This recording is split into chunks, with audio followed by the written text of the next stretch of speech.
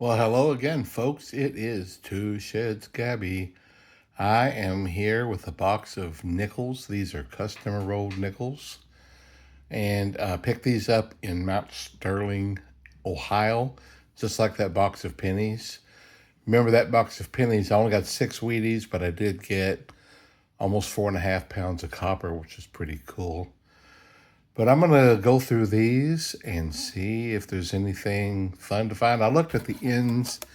I didn't see anything as far as enders that was interesting. It does look like they're rolls from different people, so that's cool. I see like at least 3 different styles of wrappers in there, which I hope that means it's from different people. That tends to mix it up and make it a little bit more fun.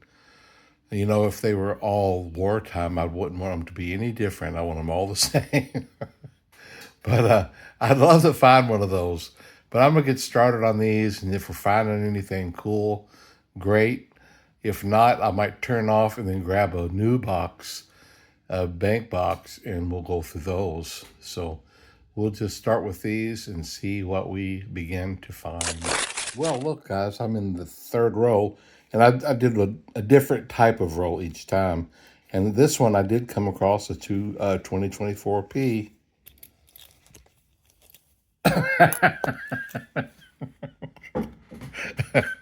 I can't pick up anything with these.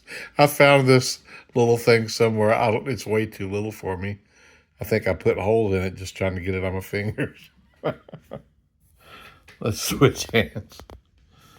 2024P, number one. Oh, it's funny. Guys, I was in the 15th row. Hadn't found anything other than that 2024P. Not even 1959, nothing like that. And then just all of a sudden in this 15th row, look at that.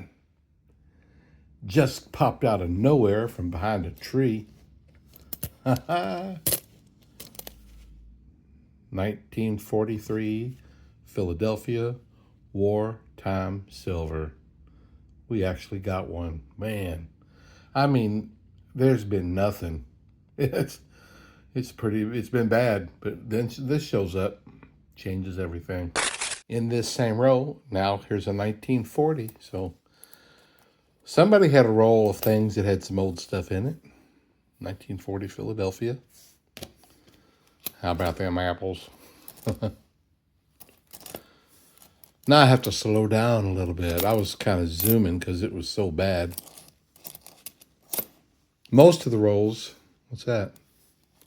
1949. How about a San Francisco? Nope.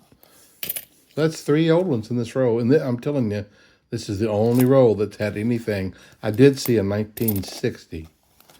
There's a 25. Golly. And some of the rolls had like nothing newer than 2005 and then nothing older than the 60s. Pretty weird. I have not sold any more of the 2025, so I may not be keeping them anymore. I popped open the next row, and the second coin was another 2024P. Maybe we'll get 5 or 6 of them. You know that silver is up to almost $42. Wow, that's really been going up. And now these wartime nickels are worth $2.36 for their metal content, 35% silver. That's pretty cool.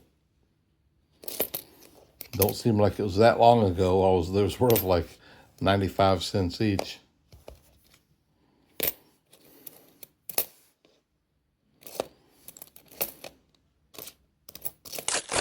In the 17th row, I found a penny. We just took a 4-cent hit on that one.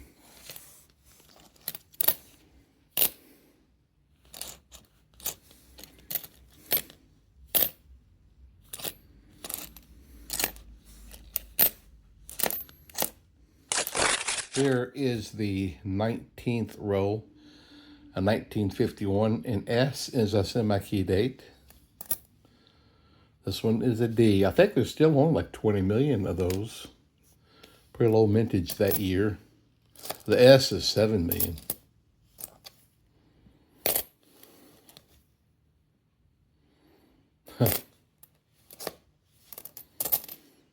19th roll. It's 5 minutes till 10 p.m. My wife's not feeling good. She woke up not feeling well and still don't feel well. 1953, San Francisco. Nice. There's two San Francisco coins.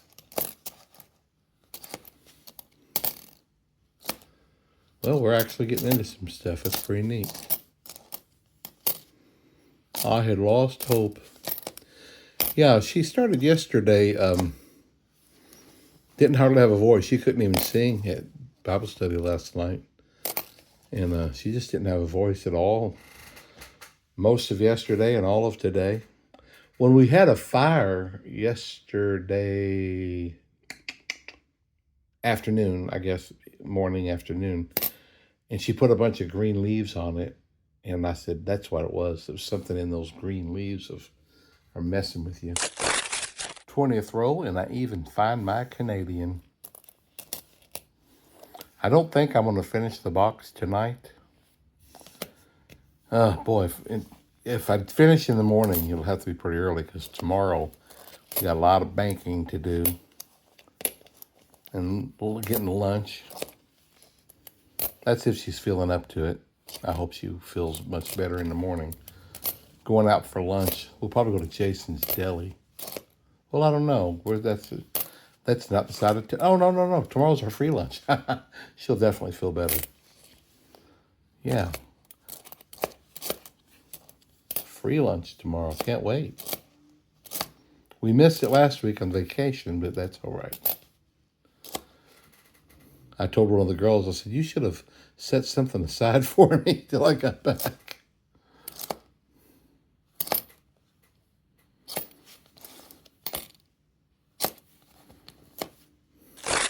Here is a 1952. There wasn't a lot made of those. I think it's like 20 million for the S, 30 million for the D, 60 million for the P. We have the D. That's like 30 million. This, guys, is the second row in the second half. We are zooming right along. I finally did something today I've been wanting to do for a long time. I bought this griddle a couple years ago, I guess. Yeah. Haven't used it very much, but my wife and I, when we were in North Carolina, went to these kind of fast food Japanese restaurants all the time and got hibachi chicken and just loved it. And then we moved up to North Carolina. They didn't have anything where we were at up there. They finally did open a Japanese restaurant. It was pretty good, but it wasn't like the ones down there. And so I looked up a recipe today, and I made hibachi chicken. It was really good, but it was more like the Indiana style. It's kind of more like in a sauce.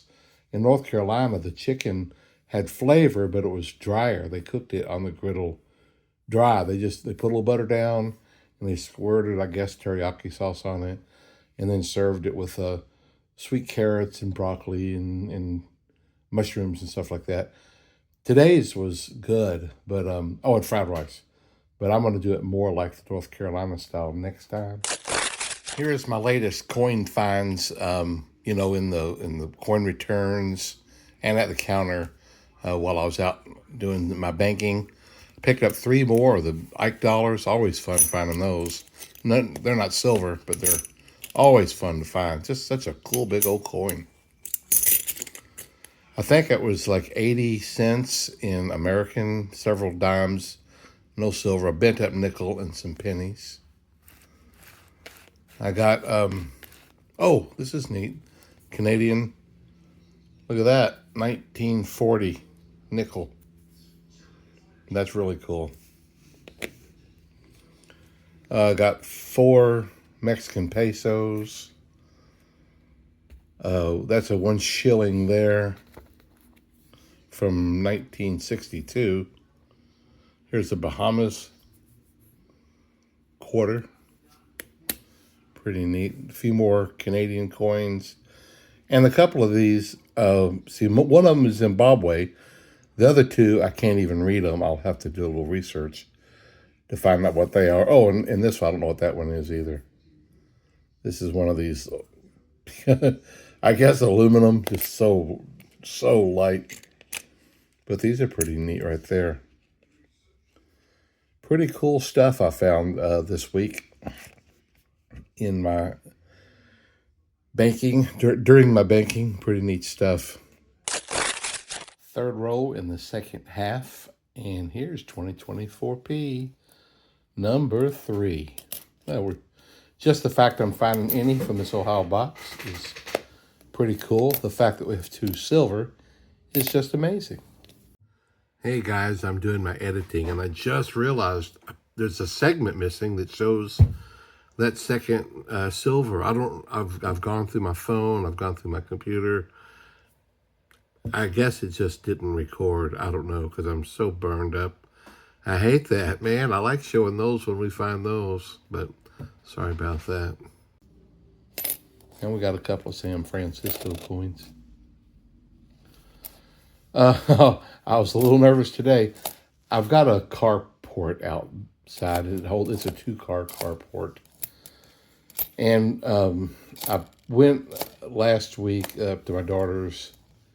Oh, this is in 1941. Kind of rough. Denver. Got a groove in it. Grooving. More hairs. I've been finding hairs, guys. You know how much I love finding the hairs. But anyway, I had gone up to Indiana to help my daughter get some drywall, and we brought back a bunch of stuff out of the garage they're moving into. The the garage that's at the house they're moving into. And she wanted me to go through it, see if I could sell some of it for her. So it's out in the garage. So we had the truck out there and that stuff, and just had our car in the park, just in the driveway in front of our house for a couple days. And I went to move the truck so I could get to my griddle. And I cut the truck too soon, and I hit the griddle. Oh, man. And I pushed it up a little bit into the pole of the carport, and I knocked one of the knobs off. I was afraid I'd messed it up, but I hadn't. It was still working fine. I just got into the 10th row now in the second half, and look what I saw up there. How about that, guys? That's number 3. Oh my goodness, that is just wonderful, just so cool. 43 Philadelphia wartime silver, number 3 for me in this box. Wow. I don't know when I've done that in a long time. Okay, so I'm not complaining about this customer roll. Oh, that's so cool.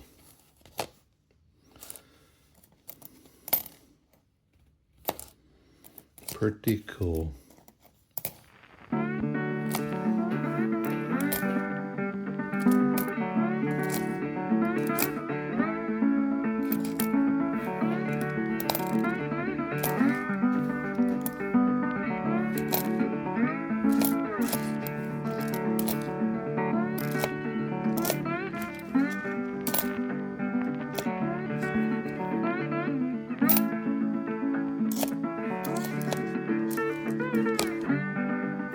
I wonder what this stuff is on a bunch of them in this row. Kind of powdery. I'm not going to snort it. In the 14th row, in the second half, right near the end of the row, I find 2024P, number 4. All right, that's nice. Oh, and there's number 5 right there. How about them apples? Something I have to do is balance or level my griddle. It's not level at all. I mean, you know, my carport leans. I've got to figure something out because I put on the butter or the coconut oil and it wants to head to the back too quickly. Slow roll is fine, but it goes too quickly. I just slid out the 16th roll in the second half. Just 9 rolls to go. And I just saw a color. See that color? I don't know if it is anything, but let's take a look.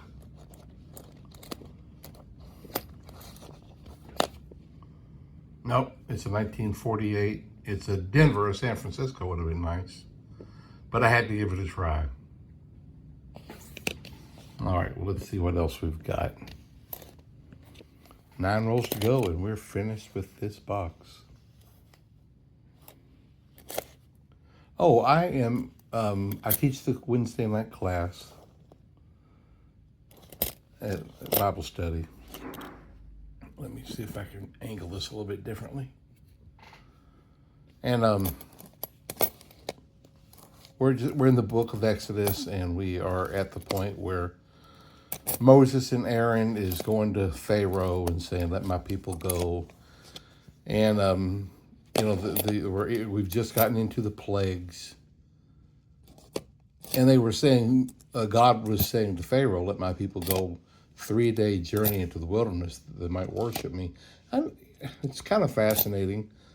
I thought he just wanted to let them go, but the first part of all this is let my people go a 3 days journey into the wilderness. I don't know. God knew that Pharaoh was stubborn, and so I guess he knew that was going to be antagonistic enough to him, and he wouldn't let him. But it's one thing, a 3 days journey in the wilderness just happens to get you to Mount Sinai, or also known as the Mountain of God. Ain't that fascinating? But anyway, we've gotten to the part where the rivers turn to blood, and I'm studying from a 200-year-old commentary, Clark's commentary, written somewhere around 1825, something like that. It's really fascinating, and he gets into some real in-depth stuff. And let me get started on the next row, and I want to tell you something I read about the Nile River. Okay, here's the next row. So, well, for one thing, the Egyptians worshipped lots of different things, and the Nile River was one of the things that they worshipped. And so God told Moses a couple of times, go out early in the morning and meet Pharaoh when he's going out to the river. And there's a good chance that each morning it was part of a worshiping ceremony. Could have just been bathing every morning, but it could also have been a ceremonial thing that he did every morning. But here's what I thought was fascinating. Back then, it's actually written in Egyptian history that the water in the Nile River was so good. It even described what people said it tasted like. I can't remember that. I'm sorry, but they said that the water in the Nile was so good that people looked forward to the heat of the day to make them thirsty so they could go get a drink from the Nile. Is that wild?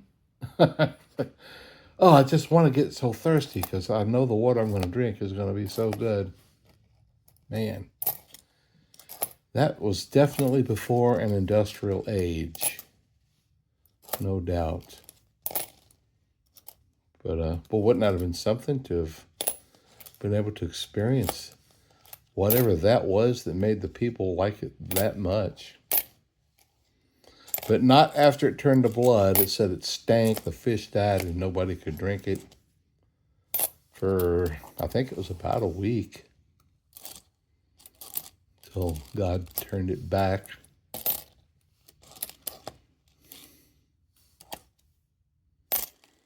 I want some of that water. With just 6 rows to go, right at the end of a roll, I found another Canadian nickel, 1991 this time. Here we are again at the 2025 silver finds box. That's really cool. And I have a few more to add. Here's the 2024s. I'll get those put in there. 3 more silvers. I haven't found 3 in a box in a long, long time. Silver's at almost $42 an ounce. This puts me at 171 silver coins this year. Well above exceeding what my goal was, and we're just going to see what I can finish at. Man, I'm not getting a ton at a time, but it just keeps plugging. Last week, I got a couple while I was on vacation of 40%ers. I come back and I get my $50. I got two 90%ers and a 40%er. And then the dimes, I get 5 more. And now a box of nickels with 3 wartime silvers in it. That's just too cool.